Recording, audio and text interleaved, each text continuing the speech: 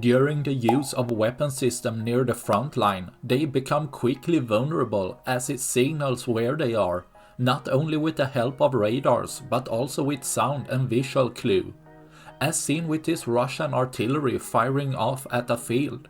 Ukraine had a FPV drone in the vicinity, leading to a quick reaction where the artillery system was still firing when getting targeted, which means ammunition is still inside the system, causing the FPV drone to start a chain reaction, leading to a massive explosion, obliterating the system, destroying another of Russia's artillery system, leaving one less for tomorrow.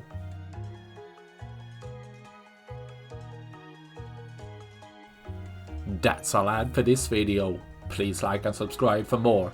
Thanks for watching. Bye.